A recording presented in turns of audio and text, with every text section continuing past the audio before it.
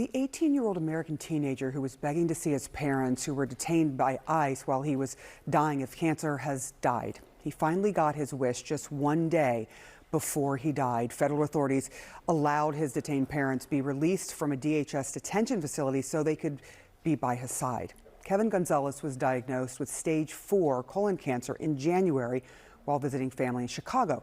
His parents, who had previously been deported back to Mexico, were detained in April when authorities say they tried to illegally re-enter the United States, which their family says was simply a desperate attempt to see their terminally ill son.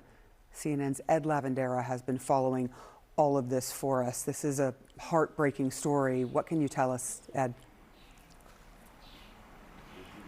Yeah, heartbreaking story, and several lawmakers questioning why it took so long for the parents of this 18-year-old American citizen to be released from custody. But let's get into the background there. This was the 18-year-old's name is Kevin Gonzalez. He was born in Chicago, but mostly was raised in Mexico. His parents had previously been deported, and in December of last year, he came to Chicago to visit relatives for Christmas, and that's when he was diagnosed with the stage 4 colon cancer and deteriorated very quickly. And his parents had applied for a visa on humanitarian grounds, they say, to come visit their son while he was getting treatments and essentially dying.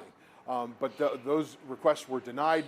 Department of Homeland Security says that the parents had applied for a temporary visa, was denied because they had been previously deported.